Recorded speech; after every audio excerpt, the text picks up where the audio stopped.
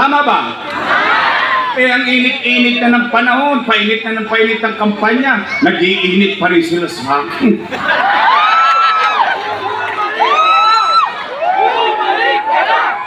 Hindi ko naman maintindihan. Hindi naman ako incumbent. Hindi naman ako nakaupo. Pero yung dalawa, sa akin nakatuon. Araw-araw ako pinupulutan sa Holy Trinity. Papatawag doon. 4 na oras, 5 oras, magbibigay ng 1,000. Saka 5 kilong bigas. Kahit bawal. Ang topic, ako. Oo nga, hindi ko nga maintindihan eh. Eh di dapat, sana sinabi na lang niya kung anong gagawin niya, anong ginawa niya. Tama ba? O yun naman ang gusto marinig ng tao. Eh ako, hindi ko naman ugali manghila ng paa ng iba para umangat ka. Bakit? Hindi naman ganun ang pagiging matagumpay ng isang tao. Magsikap ka. Galingan mo. O sa trabaho, galingan mo para ma-promote ka. Tama, mali.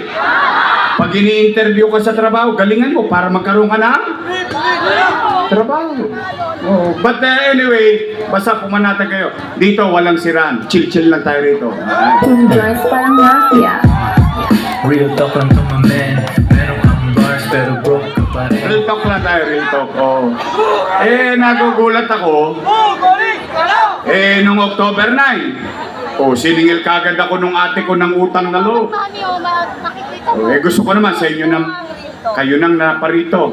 Total, nandyan na kayo ng mahabang oras. O sa akin nyo na marinig. Ako daw wala daw utang na loob. O di, tingnan natin. Natayaan ko kayong umusga. Nay, tay, mga lolo't lola ko, mga batang Maynila, ako po ay may utang na loob kay Danny Lacuna. Alam niyo yan, tumayo rin ako sa 5 o'clock nung araw eh. Ang chairman niyo pa dito si Onyo. Si Onyo. Yung asawa ni Janet. Naalala ko yun nung araw. Dito rin. Yan ay hindi ko pinagkaila. Hindi ko tinanggi. Hindi ko kinubli. In fact, isa sa paniwala ko, ewan ko kung ganito rin ang paniwala nyo, ang utang na loob ay walang katapusang bayaran. O tingnan natin, ako ba'y hindi lumingon kay Boss Danny dahil natalo si Boss Danny. Bilang ganti kay Boss Danny, inalagaan ko naman ang kanyang mga anak. For 20 years, kayo po humusga. Una, Philip Lacuna. Nakaupo? Nakaupo. Yan, alam din ni Onyo. At ang iba pang chairman dito, inilabang ko yan sa Liga ng Barangay. Ayaw nga iboto ng mga chairman yan dahil nuknukan ng yabang eh. Ako, real talk lang ha. Ipagtanong niya sa mga chairman dati at chairman matagal na. They know it. Pero magkaganon man, pinalad. Nakaupo? Opo! Natapos ang termino, ang sunod kong inilaban, kapatid niya, Lay Lacuna. Opo! Liga rin ng barangay. Alam yan ang mga kagawad, chairman, they know it very well. Kahit itanggi pa nila yan. Pero magkaganon man, nakaupo? Opo! Pangatlo, Dennis Lacuna. Inappoint kong department head.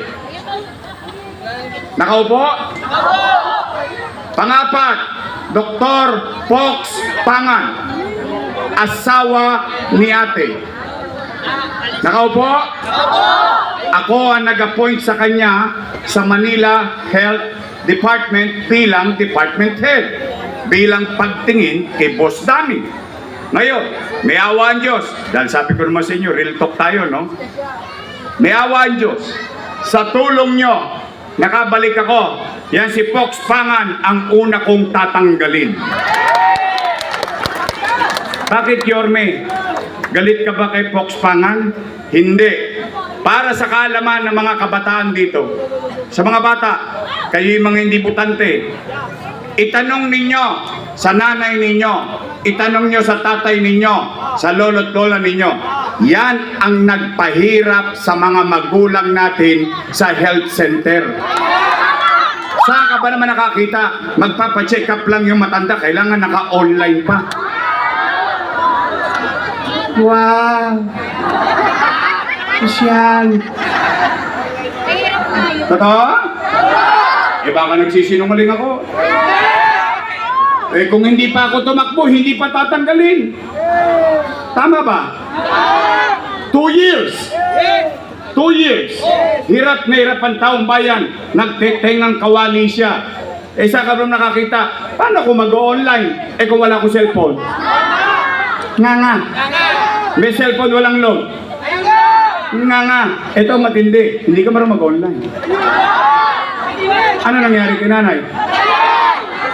Paalam na aking...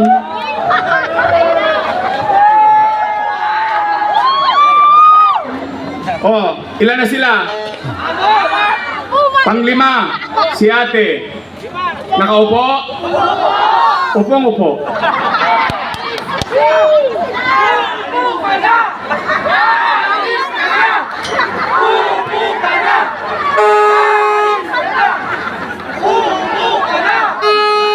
Uy, okay yun ah. May turotot ah. Oh, ilan sila? Happy? O di masaya ako. I swear to God. I really swear to God. Masaya ako para sa mga anak ni Boss Danny. Ngayon, kung sila'y nagbuti sa kanilang tungkulin sa taong bayan o hindi, ay hindi naman ako para humusga. Taong bayan ang maghuhusga dyan. Tama ba? Eh, nagkagalit. Tanong, Yorme, tatanaw ka pa ba ng utang na loob? Ang sagot, opo.